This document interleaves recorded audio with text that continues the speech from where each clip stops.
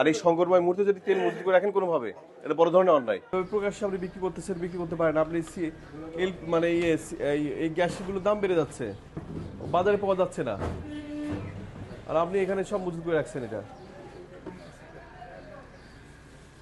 দেখে সরকার নির্ধারিত মূল্যে গ্যাস আর এগুলো বিক্রি করে।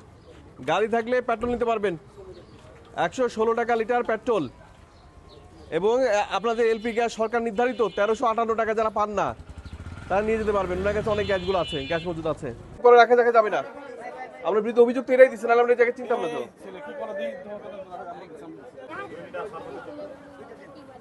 আর টাকা আগে দিবেন, টাকা দেন আগে।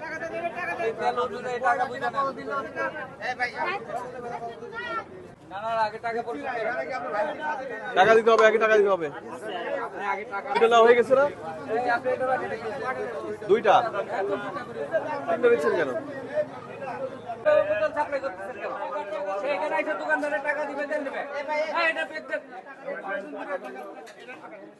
টাকা দিবেন তারপরে।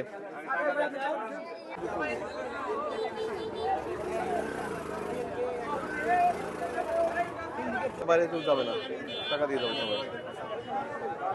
আজকে আমরা মেনলি দুটো জায়গায় অভিযান করেছি। সেটা হচ্ছে যে আমরা চিনাখোলা বাজারে, যেমন খোলা বাজারে আমরা দেখছি পেট্রোল মজুত করে উনি বেশি দামে পেট্রোল বিক্রি করছিলেন এবং ওনার বেশ মানে প্রায় 1000 লিটারের কাছাকাছি আমরা দেখছি যে প্রায় পেট্রোল মজুত ছিল, কতগুলো এলপি গ্যাসও ছিল।